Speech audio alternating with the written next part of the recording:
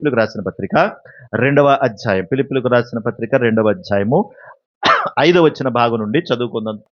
ఫిలిప్పీయులకు రాసిన పత్రిక 2వ అధ్యాయము 5వ వచన భాగం.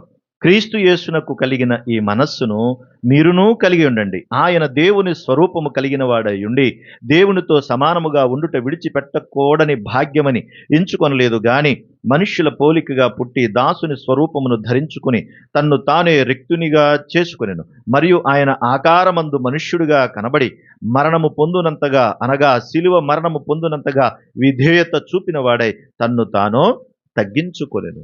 యేసుక్రీస్తు వారు ఈ భూమి మీదకి వచ్చి మన కొరకు చేసినటువంటి ఆయన త్యాగపూరితమైనటువంటి జీవితంలో ఏం చేశారు అంటే, ఆయన మనుషుల పోలికగా పుట్టాడు. అంటే మన కొరకు దేవుడు ఏమైపోయాడు? మన పోలికలోనికి వచ్చేసాడు. మన కొరకు మన పోలికలోనికి దిగిపోయాడంట. ఆయన దిగిపోయినటువంటి ఆయన ఏం చేశాడంటే దాసుని స్వరూపం ధరించుకున్నాడు. మనుషుల పోలికలో పుట్టాడు, దాసుని స్వరూపంలోకి వచ్చేసాడంటే గొప్ప గొప్ప స్థాయిలో పుట్టలేదు. ఆయన ఒక సామాన్యమైనటువంటి స్థాయిలోనికి దిగిపోయాడు. ఒక దాసునిగా దిగిపోయాడు. అంత గొప్ప స్థాయిలోకి ఉన్నటువంటి వ్యక్తి మన కొరకు అంత దిగిపోయి వచ్చేసాడు. అంతేకాదు, ఆయన రిక్తునిగా చేసుకున్నాడంట. ఆయన ఏం చేశాడు? రిక్తునిగా అంటే తనదంటూ ఈ భూమి మీద ఏమీ పెట్టుకోలేదు, ఏమీ సంపాదించుకోలేదు. అంతేకాదు, తన స్థాయి ఏమిటి అని అంటే ఆకాశ మండలములో పరలోకములో తండ్రి కుడిపార్శ్వమున కూర్చుని ఆశుడైనటువంటి ఆయన మన కొరకు ఏం చేశాడు? పరలోకాన్ని విడిచిపెట్టాడు, పరలోకపు మహిమను విడిచిపెట్టాడు, తండ్రిని విడిచిపెట్టాడు. తన దైవత్వపు లక్షణాలను కొంచెం అటు ఇటుగా అన్నట్టుగా దానిని పక్కన పెట్టుకుని శరీర సంబంధమైన వానిగా ఒక మనిషి కుమారుడిగా భూమి మీదకి వచ్చేసాడు. అంటే రిక్తుడిగా చేసుకుని తనకున్నవన్నీ విడిచిపెట్టేశాడు మన కోసం. అంతేకాదు, ఆయన ఏం చేశాడంట? మరణము పొందునంతగా విధేయత కలిగి ఉన్నాడు. ఎలా ఉన్నాడు ఆయన? మరణము పొందునంతగా విధేయత. అంటే ఒక మనుష్య కుమారుడుగా, ఒక దైవ కుమారుడు, ఒక దేవుడైనటువంటి ఆయన ఒక మనుష్య కుమారుడుగా భూమి మీదకి వచ్చేసి మన కొరకు తన స్థాయినంతా దిగిపోయి మరణము పొందినంతగా విధేయత నేర్చుకోడంట. అంతేకాకుండా ఆయన ఏం చేశాడంటే దీనునిగా, దీనత్వం కలిగిన వాడుగా తన్ను తాను తగ్గించుకున్నాడు అన్నాడు. మన కొరకు ఏం చేశాడు ప్రభు అంటే ఇవి అర్థం కావాలి. క్రీస్తు యేసునకు కలిగిన ఈ మనస్సు మీరును కలిగి ఉండండి. ఏం చేశాడు ఆయన ఈ మనస్సు కలిగి ఉండడానికి? మనుషుల పోలికగా పుట్టాడంటే దేవుని యొక్క తత్వము, దేవుని యొక్క స్థితి అవన్నిటిని విడిచిపెట్టి మనలాగే ఒక సామాన్యమైన వానిగా మారిపోయాడు. మరి దీన్ని బట్టి మనం ఏం నేర్చుకోవాలి అంటే దేవుని దగ్గరికి వచ్చినప్పుడు మన స్థాయిని విడిచిపెట్టేయాలి. నువ్వు గొప్పవాడువా, చిన్నవాడువా, పెద్దోడువా, పెద్ద కులస్తుడువా, చిన్న కులస్తుడువా, అలాగా ఇలాగా ఇవేమీ లేకుండా ఒక సామాన్యమైన స్థితిలోకి వచ్చాయి. దాసుని స్వరూపము ధరించుకున్నాడంట ఆయన. అంటే ఏంటి? గొప్ప స్థాయిలో ఉంటే మరి ఎలాగా కూర్చోబుంటాం ఇక్కడ మనం? సూట్లు బూట్లు వేసుకున్నవాడు పక్కన మనం వెళ్ళి కూర్చోగలుగుతారు? మీరు తొందరగా వెళ్ళి కూర్చోగలుగుతారా? సూట్లు చూడగానే ఫస్ట్ ఏమొచ్చేస్తాయి? ఇలాగైపోతాం కదా. ఆడు బక్కచిక్కిపోయినట్టుగా మామూలుగా ఉండి ఓ సొక్క బట్టను ఊడిపోయి సరిగా లేనట్టుకుంటే అప్పుడు ఎలాగుంటాం? ఇలా చూస్తాం. సూటు బూట్ వేసుకుంటే ఇలా వచ్చేది. అంటే ఆటోమేటిక్గా మన మనుషులను బట్టి మనం మారిపోతాం. అందుకనే ప్రభువు చాలా దీనావస్థలోకి దిగిపోయినట్టుగా ఒక దాసుని స్థితిలోకి దిగిపోయాడంటండి. ఎందుకు అంటే ఆయన అందరి దగ్గరికి వెళ్ళవలసిన వాడు, అందరికీ కావలసిన వాడు, అందరివాడు. ఈ ప్రభువు కొందరివాడు కాదు, అందరివాడు. అందుకే దేవుని సన్నిధిలోకి ఎవరు రావచ్చు? అందరు రావచ్చు. భేదోడు, గొప్పోడు, రోగం ఉన్నోడు, రోగం లేనోడు, ఎలాంటి వారైనప్పటికీ ఆయన సన్నిధిలో చోటు ఉంది. Praise the Lord. ఎలాంటి వారికైనా చోటు ఉంది. ఇక్కడ విఐపి టికెట్లు లేవు. ఉన్నాయా? ఇది స్పెషల్ కుర్చీ మీకోసమే వేసాం, రండి. ఏం లేదు ఇక్కడ. ఈ పక్కన మీకు కూడా స్పెషల్గా వేసాం, మీకు ఏం లేదు ఇక్కడ. నడుం పూట కుర్చీ మీద కూర్చో, కాలు నొప్ప కుర్చీ మీద కూర్చో, ఏ జబ్బు లేదా అది కింద కూర్చో. అంతే ఇక్కడ తేడా, ఇంకేమీ లేదు. ఎంత గొప్ప స్థితి అంది ఆయన. ఉన్నాయా? ఏమి లేవు ఇక్కడ. ఏ తేడా లేకుండా అందరినీ చక్కగా కూర్చోబెట్టాడు ఆయన. రిక్తునిగా చేసుకున్నట్టే అన్నిటినీ విడిచిపెట్టేశాడు. ఇక్కడ వచ్చిన తర్వాత అన్నీ నువ్వు విడిచిపెట్టాలి. విడిచిపెట్టడం అంటే నీ హోదా, నీ గొప్పతనం, నీ డప్పాలు ఇక్కడ ఏమీ పనికిరావు. ఎందుకంటే ప్రభు ఆ స్థాయికి దిగిపోయాడు కాబట్టి మనం కూడా ఏం చేయాలి? ఇప్పుడు ఆ స్థాయికి దిగిపోవాలి. అంతేకాదు విధేయత కలిగి ఉన్నాడంట ఆయన. ఎంత విధేయత కలిగి ఉన్నాడు? హెబ్రీ పత్రిక 5వ అధ్యాయం 7వ వచనం మనం చదువుతాం కదా, ఒకసారి చూడండి, చదవండి. హెబ్రీ పత్రిక 5:7 చదవండి తొందరగా. శరీరధారి అయి ఉన్న దినములలో మహారోదనతో కన్నీళ్లతో తన్ను మరణము నుండి రక్షింపగలవానికి ప్రార్థనలు యాచనలు సమర్పించి భయభక్తులు కలిగి ఉన్నందున ఆయన అంగీకరింపబడినంటున్నాడు. చదువు. ఆయన కుమారుడయ్యుండి తాను పొందిన శ్రమల వలన విధేయతను నేర్చుకున్నట్ట. శ్రమలు అనుభవించి ఆయన ఏం నేర్చుకున్నంటే విధేయత. ఎంత విధేయత అంటే మరణం పొందినంతగా విధేయత చూపించాడు. పరలోకమందున్న తండ్రి అన్నాడు, నాయనా నువ్వు నా బిడ్డల కొరకు నువ్వు వెళ్ళాలి. వెళ్తాను. అక్కడ నిన్ను కొడతారు, నిన్ను సిలివేస్తారు, నిన్ను కొడాలతో కొడతారు, నీ ముఖం మీద ఉమ్మేస్తారు, నీకు ముళ్ళ కిరీటం పెడతారు, పక్కలో బళ్ళంతో పొడుస్తారు, నిన్ను అవమానపరుస్తారు. మరి ఇవన్నీ నువ్వు భరించాలి. భరిస్తాను అంటే ఏంటి? తండ్రికి విధేయుడైపోయాడు. ముందుగానే అంతా అమర్చి పెట్టేసినట్టుగా, ముందుగానే అన్ని కూడా ప్రిపేర్ చేసినట్టుగా, ఇదిగో నువ్వు పుడతావు, తర్వాత నిన్ను శిక్షిస్తారు, నిన్ను కొడతారు, నిన్ను హింసిస్తారు, ఆ తర్వాత మరలా నువ్వు తిరిగి లేచుతావు, నా బిడ్డల కొరకు నువ్వు ఇది చెయ్యాలి అంటే మరణము పొందడానికి సిద్ధపడి విధేయుడై ఈ భూమి మీదకి వచ్చాడు ఆయన. కానీ ఆ స్థాయిని విడిచిపెట్టి ఆయన చనిపోవడానికి నువ్వు వెళ్ళాలి అని అంటే ఒప్పుకొని వచ్చేసాడంట. శ్రమల వల్ల విధేయతను మరణము పొందినంత విధేయత అంటే చచ్చిపోతాడని తెలుసు ఆయనకి, సిలివేస్తాడని తెలుసు ఆయనకి. మరి తెలుసు, ఒకవేళ మనకు తెలిస్తే మనం అసలు ఆ ఛాయలకే వెళ్ళం. మనకు తెలిస్తే మనం వెళ్ళాం అని అన్నిటిని ఒప్పుకొని వచ్చాడు ఈ భూమి మీదకి. అంతేకాదు, ఆయన ఎట్లా ఉన్నాడు భూమి మీద అంటే విధేయత చూపిన వాడే తన్ను తాను తగ్గించుకున్నాడట. అన్ని విషయాల్లో కూడా దిగిపోయాడు, కిందకంతా దిగిపోయాడు ఆయన. అందుకే ఎవరేం మాట్లాడినా మారు మాట మాట్లాడలేదు, సువార్త చేసుకుంటా వెళ్ళిపోయాడు ఆయన. అందుకే క్రీస్తు యేసునకు కలిగిన ఈ మనస్సు మీరును కలిగి ఉండండి. ఈ మనస్సు మీరును కలిగి ఉన్నవాడా వద్దన్నాడా? అది ప్రభువుని నమ్ముకున్నావంటే, గుడ్ ఫ్రైడే నువ్వు చేసుకుంటున్నావంటే, ఈస్టర్ నువ్వు చేసుకుంటున్నావంటే ఇది నువ్వు చేయాల్సిందే. ఆదివారం మట్టలెట్టుకుని తిరగడం కాదు, గుడ్ ఫ్రైడే రోజున అయ్యో అని ఏడవడము కాదు, ఈస్టర్ రోజున ఆహా ఓహో అని అనడం కూడా కాదు. అక్కడ ఆయన మనస్సు మనకి రావాలి. రెండొకసారి చూద్దాం. ఫిలిప్పులు రాసిన 2వ పత్రిక 5:11 మనం చదువుకున్నాం కదా. పత్రికలో 1 యోహాను 2వ అధ్యాయం, యోహాను రాసిన 1 పత్రిక 2వ అధ్యాయం 6వ వచన భాగం.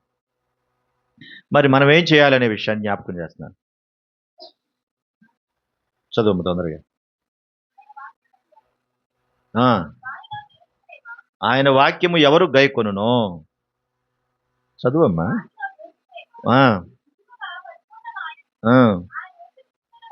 ఆయన యందు నిలిచియున్నవాడనని చెప్పుకునివాడు ఆయన ఎలాగు నడుచుకొనినో అలాగే తానును నడుచుకొన బద్ధుడునై ఉన్నాడు. ఏంటి ఆయన చెప్పేదంటే, ఆయన ఎలాగ నడుచుకున్నాడో మనం అలా నడుచుకోవాలంటున్నాడు ఆయన. ఎందుకు ప్రభుని నమ్ముకున్నావు అంటే, అబ్బాయి ఉత్తినే సరదాగా తిరగడానికి వచ్చానండి, ఇది కాదు. ఆయన ఎలా నడుచుకున్నాడో మనం అలా నడుచుకోవడానికే మనకి రక్షణ ఇచ్చాడు ఆయన. మన కొరకు సిలువెక్కాడు ఆయన, మన కొరకు తిరిగి లేచాడు ఆయన. అంతేకాదు, చూడండి పేతురు రాసిన 1వ పత్రిక 2వ అధ్యాయం, పేతురు రాసిన 1వ పత్రిక 2వ అధ్యాయం 21వ వచన భాగం. క్రీస్తు కూడా మీ కొరకు బాధపడి మీరు తన అడుగు జడల యందు నడుచుకున్నట్లు మీకు మాదిరి ఉంచిపోయిన. దాని అర్థం ఏంటంటే, ఇదిగో నా అడుగు జడలు మీకు చూపిస్తున్నాను, ఈ అడుగు జడల్లో మీరు నడవడానికి నేను ఈ మాదిరి. ఉత్తినే చెప్పుకోవడానికి మాత్రం కాదమ్మా, చెప్పుకోవడానికి కాదు ఇవన్నీ. నేను ఇలా నడుచుకోవాలి, నేను ఇలా నడుచుకున్నాను, మీరు ఇలా నడుచుకోండి, మీకు ఇలా మాదిరి చూపిస్తున్నాను, నాకులాగా మీరు కూడా మాదిరిగా బ్రతకండి. తర్వాత అదే పేతురు రాసిన 1వ పత్రిక 4వ అధ్యాయం 1వ వచనం. క్రీస్తు శరీరమందు శ్రమపడెను గనుక మీరును అట్టి మనస్సును ఆయుధముగా ధరించుకోండి. క్రీస్తు ఏం చేశాడు? ఆయన శరీరమందు శ్రమపడ్డారు కాబట్టి మీరు కూడా ఏం చేయాలి? అలాగే శ్రమపడండి అంటే. ఇష్టమవుతుందా? మరి శ్రమపడడం అంటే ఇష్టమవుతుందా? ఆయన అంటున్నాడు, ఇట్టి మనస్సును మీరు కూడా ఆయుధంగా ధరించుకోండి అంటాడు. ఇది క్రీస్తు యేసు ప్రభువారు మనకు నేర్పినవి ఇవన్నీ. క్రీస్తు యేసునకు కలిగిన ఈ మనస్సు మీరు కూడా కలిగి ఉండండి. ఇగో ఇవన్నీ నేను చేశాను. ఏం చేశాను? భూమి మీదకి మనిషి పోలికి వచ్చాను, దాసుని రూపం ధరించుకున్నాను, విధేయత కలిగి ఉన్నాను, రిక్తునిగా చేసుకున్నాను, తగ్గింపు స్వభావంతో ఉన్నాను. ఇవన్నీ నేను నేర్చుకుని మీకు నేర్పించాను. కాబట్టి నేను ఎలా నడుచుకున్నానో మీరు ఎలా నడుచుకోండి. అదే కదా అని చెప్తున్నాడు. నేను ఎలాగా మాదిరి ఉంచాను అలా మీరు మాదిరి ఉంచండి. నేను ఎలా శ్రమపడ్డాను మీరు అలాగా శ్రమపడండి అంటున్నాడు. ఎఫెసీ పత్రిక 5:2, ఎఫెసీ పత్రిక 5వ అధ్యాయం రెండవ వచ్చిన భాగం 5:1-2 చదివేయండి. కావున మీరు ప్రియులైన పిల్లల వలె దేవుని పోలి నడుచుకోండి. క్రీస్తు మిమ్మును ప్రేమించి పరిమళ వాసనగా ఉండుటకు మన కొరకు తన్ను తాను దేవునికి అర్పణముగాను బలిగాను అప్పగించుకొనెను. అలాగుననే మీరును ప్రేమ కలిగి నడుచుకోండి. మీరు ప్రేమ కలిగి నడుచుకోవాలి. ఎందుకు? మిమ్మల్ని పరిమళ వాసనగా ఉండాలని నేను కోరుకుంటున్నాను. ఈ మట్టి పంపు కొడుతున్నావు, కుళ్ళు వాసన వస్తున్నావు నువ్వు. అదంతా నువ్వు తొలగించుకుని ఇప్పుడు పరిమళ వాసనగా నువ్వు రావాలి. కాబట్టి దాని కొరకు నేనేం చేసి మిమ్మల్ని ప్రేమించి మీ కొరకు నేనేం చేశాను? నా ప్రాణమును అర్పణముగా బలిగా ఇచ్చేసాను. మీరు ఇది చెయ్యాలి. చచ్చిపోయిన కుక్క మీద సెంటు కొడితే ఎలా ఉంటది? ఎలా ఉంటది? చచ్చిపోయిన కుక్క మీద సెంటు కొట్టామనుకోండి, సెంటు వాసన వస్తుందా? కుళ్ళు వాసన వస్తుందా? మంచి వాసన వస్తుందా? సెంటు వేసాంగా మరి వస్తుందా? మన బ్రతుకులు అట్లా ఉన్నాయి అంటున్నాడు ప్రభు. మరి ఏం చేయాలి? ఫస్ట్ మనకు సువాసన రావాలంటే ఏం చేయాలా? ఏ కుళ్ళు అయితే ఉందో దాన్ని ఫస్ట్ ఏం చేయాలి? దాన్ని తీసేసి క్లియర్ చేయాలి ఫస్ట్. దాన్ని క్లియర్ చేసిన తర్వాత అప్పుడు నువ్వు సెంటు కొడితే మంచి వాసన వస్తుంది. కానీ కుళ్ళు అట్లానే పెట్టుకుని దానిపైన సెంటు కొడితే ఎలాగా? ఇంకా అంతకన్నా భయంకరంగా ఉంటుంది తప్ప మంచి వాసన ఏమీ రాదు. మన జీవితాలు అలా కుళ్ళు వాసన వస్తున్నాయి అంటాడు. అందుకే ప్రభువారు పరిమళ వాసనగా ఉండడానికి ఆయన మన కొరకు ప్రాణమును అర్పణముగాను బలిగాను అప్పగించుకున్నాడంట. ఇలా అప్పగించినటువంటి ఆయన తిరిగి లేచాడు అంటే దాని అర్థం ఏంటి? యేసుక్రీస్తు ప్రభువారు బ్రతికిన తర్వాత మూడవ దినమున తిరిగి ఆయన ఏం చేశాడు? తిరిగి లేచాడు ఆయన. అంటే దాని అర్థం ఏంటి? నేను ఇలా చేశాను, ఇలా బ్రతికాను కాబట్టి మీరేం చేయాలి ఇప్పుడు? మీరు కూడా ఇలాగే బ్రతకాలని కదా ఆయన మనకు చెప్పిన విషయము. గల్తీ పత్రికలో మనం చదువుకుంటాం ఆ మాట. కొరింథీయులకు రాసిన మొదటి పత్రిక 15వ అధ్యాయము చూడండి 12-13. కొరింథీయులకు రాసిన మొదటి పత్రిక 15వ అధ్యాయము 12-13. క్రీస్తు మృతులలో నుండి లేపబడి ఉన్నాడని ప్రకటింపబడుచుండగా మీలో కొందరు మృతుల పునరుత్థానం ఎట్లు చెబుతున్నారు? మృతుల పునరుత్థానము లేని ఎడల క్రీస్తు కూడా లేపబడి ఉండలేదు, మరియు క్రీస్తు లేపబడి ఉండని ఎడల మేము చేయు ప్రకటన వ్యర్థమే, మీ విశ్వాసము వ్యర్థమే. ఆయన మృతుల్లో నుంచి తిరిగి లేవకపోతే మన విశ్వాసం వ్యర్థమే. మనం నమ్ముకోవాల్సిన అవసరమే లేదు. కనుక ఆయన తిరిగి లేచాడంటే దేవుడు మనకిచ్చిన నిరీక్షణ ఏంటి? ఏదో ఒక రోజున మనం కూడా ఏమవుతాం? మరలా తిరిగి లేస్తాం. అలా తిరిగి లేచేటువంటి స్థితిలోకి వెళ్ళాలంటే క్రీస్తు యేసునకు కలిగిన ఈ మనస్సు మనకి కూడా ఉండాలి. అది ఆ మనస్సులోనికి వెళితే మనం కూడా లేస్తాం. ఒక రోజు వస్తుంది, ఒక సమయం వస్తుంది, యేసుక్రీస్తు ప్రభువు వారి భూమి మీదకి వస్తారు. ప్రతి ఒక్కరు మృతుల్లో నుండి వారు లేచుతారు, భూమి మీద ఉన్న వారు కూడా వస్తారు, అందరూ పోగు చేయబడతారు, అందరూ వస్తారు. ఇది తప్పనిసరిగా నమ్మాలి. మన కళ్ళెదురుగుండి ఇవన్నీ జరుగుతున్నాయి, వాస్తవాలు ఇవన్నీ. కనుక ఆయన త్వరగా రాబోతున్నాడు. ఇప్పుడు ఇంకా లేచిన స్థితిలో లేడు. ఎప్పుడో లేచాడు ఆయన, ఎప్పుడో తిరిగి మరలా వెళ్ళిపోడైనా తిరిగి ఇప్పుడు తన రెండవ రాకడలో త్వరలో రాబోతున్నాడు. ఆయన వచ్చే సమయానికి నువ్వు విశ్వాసిగా నిరీక్షణతో నిలబడాలి, సిద్ధపడాలి. అదే ఆయన కోరుకునేది, ఇంకేమీ లేదు.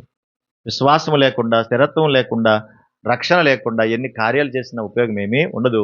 ఆయనందు విశ్వాసం ఉంచి ఆ రక్షణ భాగ్యంతో సిద్ధపడి ఈ భక్తి జీవితాన్ని కాపాడుకోవాలి. అక్కడ చెప్తాడు, ఆ 19వ వచనంలో ఉంది కదా, చదవండి తొందరగా. 15-19. ఈ జీవితకాలం మట్టుకే మనము క్రీస్తునందు నిరీక్షించే వారమైన ఎడల మనుషులందరికంటే దౌర్భాగ్యం. అంటే ఈ జీవిత కాలం మట్టుకు ప్రభు నమ్ముకోవద్దు అని చెప్తున్నాడు ఆయన. ఈ జీవితంలో ఏదో జరిగిద్దని కాదు, రాబో జీవితం కొరకు ఈ ప్రయాస, రాబో జీవితం కొరకు ఈ ప్రయాస. ఈ జీవితం కోసం కాదు. ఈ జీవితం కొంతకాలం ఉంటుంది, తర్వాత ఏమైపోద్ది? ముగిసిపోతుంది. మీకేమనిపిస్తుందో నాకు తెలియదు, కానీ మాకు మాత్రం అనిపిస్తుంది, రోజు వెళ్ళిపోయే సమయం దగ్గర అవుతుంది అనిపిస్తుంది. మరి మీకేమనిపించట్లేదు ఏమో అట్లాగా? మంచి రోజులు వస్తాయి అనిపిస్తుందేమో. వెళ్ళిపోయే రోజులే తప్ప మంచి రోజులు ఏమీ ఉండవు. ఉండే కొలదు దేవుని దగ్గరికి వెళ్ళే రోజులు కావాలి. కనుక ఆ స్థితిలోనికి మనం అందరం వెళ్ళాలనే ప్రభు ఏం చేశాడు? మన కొరకు తిరిగి లేచాడు మరలా ఆయన. అది ఆయన పునరుత్థానం. అక్కడ ఉంది కదా 20వ వచనం. ఇప్పుడైతే నిద్రించిన వారిలో ప్రథమ ఫలంగా క్రీస్తు మృతుల్లో నుండి లేపడ్డాడు. మనుషుని ద్వారా మరణం వచ్చును, మనుషుని ద్వారానే మృతుల పునరుత్థానమును కలిగాను. ఆదామునందు అందరూ మృతి పొందారు, అలాగే క్రీస్తునందు అందరూ బ్రతికింపబడతారు. తమ తమ వరుసలో బ్రతికింపబడతారు.